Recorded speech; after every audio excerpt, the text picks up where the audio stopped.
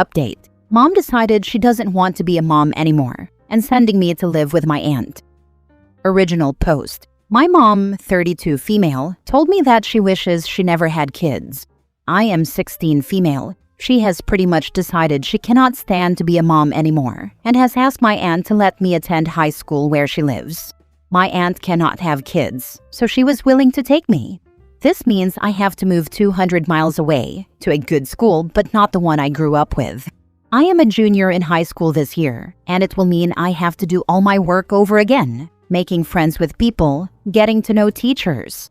Not only that, I have been in drama for the past 2 years, and I was supposed to be a drama director this year.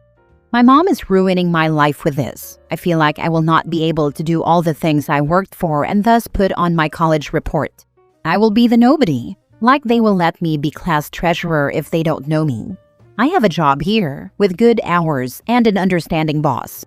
I am not sure what to do. I have tried talking to my mom, but my dad divorced her and I have not spoken to or seen him in 9 years. So she says I need to let her live her life. She signed up to go back to school, quit her job, and is on student loans. She sold a car I was supposed to use to get to work and has been giving me boxes. I am supposed to move in a week, right before school starts at my aunt's. I need help. Now for the top advice before reading the update. I think that if your mother is this abhorrent and is completely reneging on her responsibilities, moving in with your aunt is the best thing that could happen to you, even though it will disrupt your life. However, talk to your aunt and make sure that all of this is being done on paper and that your mother forks over her custodial rights over you to your aunt, or at the very least, legal guardianship. Also, make sure that your aunt will be able to cover you under her medical benefits plan. Without legal guardianship, your aunt will be unable to make very basic decisions on your behalf, such as enrolling you in school or approving your medical treatment. And without custody of you, your mom can easily decide, on a whim, that she wants you back and will disrupt your whole life all over again. I'm sorry this is happening, OP, and I wish you the best of luck. I think my aunt has that covered. Her husband is a legal aid, and very okay with me moving in with them. I talked to him about it. He says I am a cool kid. Story time. When I was 14 in 10th grade, my mom remarried. I had been a cheerleader in junior high, 9th grade. I was asked to be an ambassador for our high school, 10th grade, and was in Honor Society, Junior Classical League, Latin Club, first chair flute, and was voted onto the homecoming court. The week of homecoming, we moved to another state with my stepfather. He was military. I went to 5 different high schools in 3 different states in 4 years. Graduated as a National Merit Scholar with the best GPA at my final school, but wasn't allowed to be valedictorian because I had been there less than 1 year. Yeah, it sucked. When my mother remarried, I had the chance to move to my grandmother's house. I regret not doing that. It would have given me stability for the last 3 years of high school. As it was, I made the best of it. Just do your best in school and stay in touch with your friends on Facebook. Talk to your school counselor.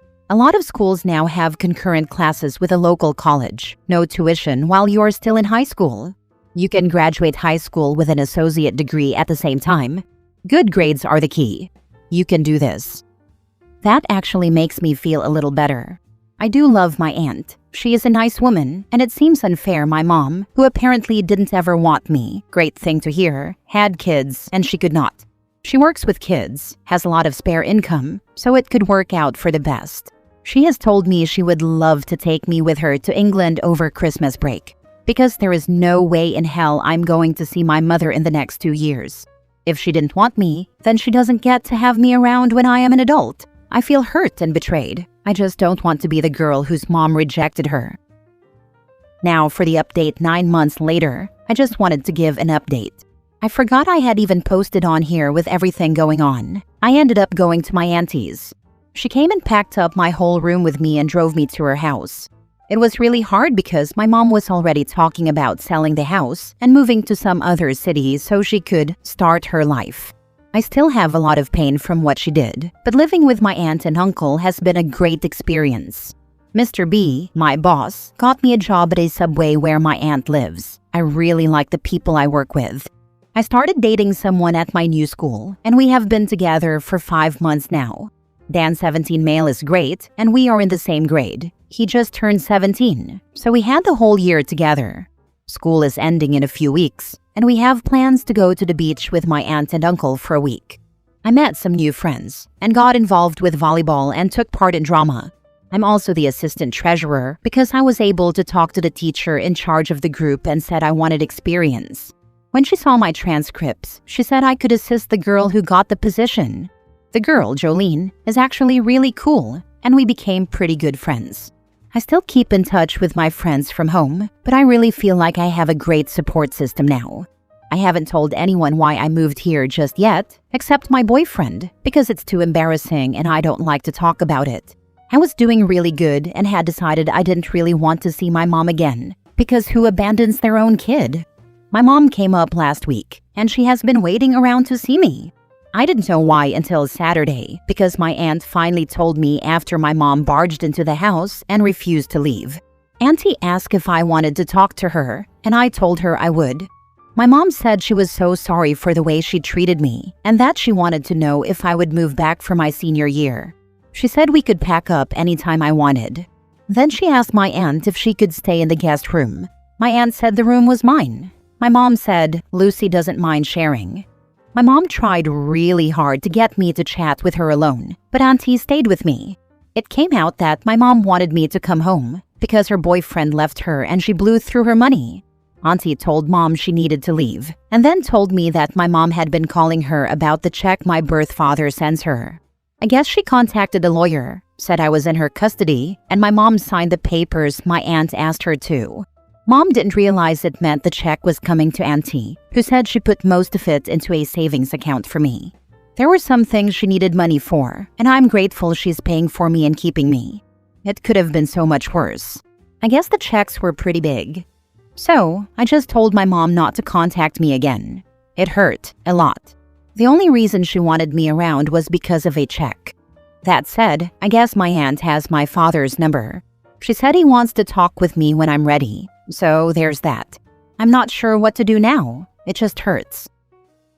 Your aunt is amazing. If you can, get her make her a nice card for Mother's Day. You're doing good, and good for you for sticking to your guns. Since your aunt seems to have pretty good judgment, you could always ask her for advice on how to handle your father. It would be interesting to hear his side of the story. That being said, it's completely up to you if you want to meet him now, or maybe later when you're older and more on your own. It sounds like you're in a great place with your new school. Have a great summer and a great senior year. Yes, definitely get something for your aunt for Mother's Day. She may not be your mother, but she's acting like a damn better one than your real mom. I'm taking her out to dinner, my treat. I have been saving for a few months now. That's an incredibly sweet and thoughtful thing for you to do. I'd buy her a castle if I could. I actually went through something really similar, only it was my grandmother that took me in instead of my aunt.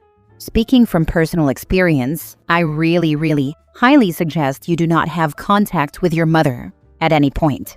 She may show up at a family gathering and cry about wanting to talk to you, or show up drunk in your life somewhere down the line. Ignore her like she has plague fleas that can jump miles in one bound. Also, at some point, you may want to talk to someone about what happened and how it makes you feel. I highly suggest a professional. You don't want to become so blocked up with feelings that you can't really hold it in. Good luck. You are already on the way to a better life.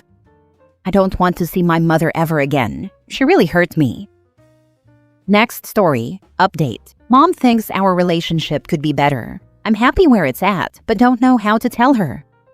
Original post. In an attempt to give some context, I, 28 female, was an oops baby between my parents, who had a turbulent relationship on a good day. They haven't been together for any of my life and do not like each other.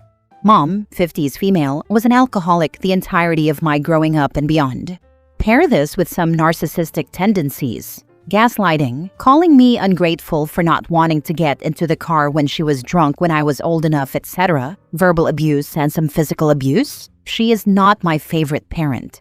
She missed a lot of school/sport events because she either forgot, was drunk, or some combo of both. Lots of other parents gave me rides home because she'd throw a fit if dad gave me a ride home because it wasn't his time. She didn't like that I wasn't stereotypically girly and wasn't subtle about it. She married and had my half-brother with a not nice man. He was great with me until he realized I'd never see him as more important than my bio dad. Through college, I tried calling weekly, but despite being a stay-at-home mom, I'm not knocking this. She never had the time to talk or was too tired. So naturally, I stopped calling. She can call when she has time. Skipping over a lot, he and my brother are verbally abusive, really into guns, and according to my mom, also physically abusive. I've seen enough to believe her to an extent, but her history also has a lot of false accusations and making up stuff that I was there for. I was wary enough that I'd lock my bedroom door to sleep when I'd visit for holidays. About a year ago, she finally left him, has her own apartment, and is in the middle of a very rough divorce. She's been sober for a year and change, but I've been through enough that I simply don't trust her to remain that way. I am so happy she left him. I'm sorry she's going through a rough time, but I'm tired of being her crutch. She started calling more, 1 to 2 times a week instead of maybe once a month. One of the times, she brought up that I don't call her anymore, and I said something like, I don't really call anyone, which then came, well, I'm your mother, so you can call me. I've had her on an information diet for years because I don't trust her to respect boundaries. She has made fun of any that I try to set, like, don't call me at 6 a.m. unless it's an emergency. One of the early phone calls included an apology for anything she did that hurt me while she was drinking. No real thought into what she did, just that blanket statement. In her mind, that's absolved her of everything, and we should be a regular Lorelai and Rory, Gilmore Girls. I just got a text that she wants to have a good chat because she really feels our relationship could be better. I get a sense of dread every time she calls. It's usually just bland small talk, but she's been pushing more and more for me to schedule a visit. She's been better than she was while I was growing up, so I feel like I should give her a chance. But I feel like I'm just repeating the same cycle we've been on for my entire adulthood. Trust her to be my mom, works for like 6 months, get blown up at because I don't want to take her recommendation for a trash can, or get a call from a family member about her being on a bender, get hurt, or personal life suffers because it triggers trust issues and anxiety. But she's also in a really low place right now with the divorce and having minimal contact with my brother too. How do I tell her that the fact that we're still talking is about as good as she's going to get? Now for the top advice before reading the update. I'm tired of being her crutch. Stay firm on your boundaries. I have a very similar situation and have been seeing a therapist for years. I told my mom I need her to work on herself before I consider talking to her. I'm tired of doing all of the emotional and adulting work in the relationship, and I need her to make some kind of effort to look at herself in our relationship instead of me managing it. She refuses to see a therapist or counsel of any type, which is fine. It's clear to me my mother is not ready. Ask your mom what she intends to do better for your relationship. I've never been able to put words to my role, and managing nails it. I'll be firm that the onus is on her to make things better, and that she will be doing the bulk of the emotional work.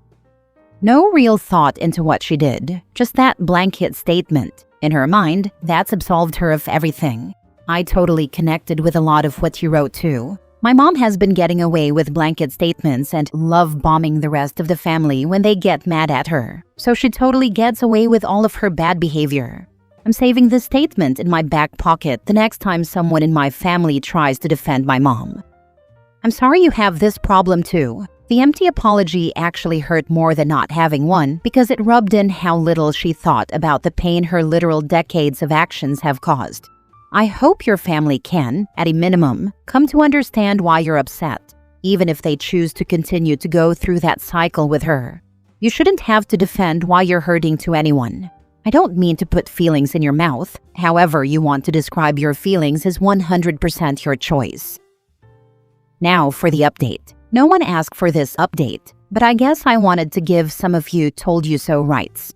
I was able to use bits and pieces from almost every comment, from preparing myself for it, to not go well/needing to hang up on her, to making sure I didn't fall into the trap of explaining or listing out past incidents. I basically said the following. I'm happy for all your accomplishments. Unfortunately, none of that erases 20+ years of lack of support and actions by you that clearly indicated I wasn't a priority. I'm not looking for explanations nor apologies. I've worked hard to make my peace with it, and I've worked hard to get our relationship to a point where I can maintain my mental health and have you in my life.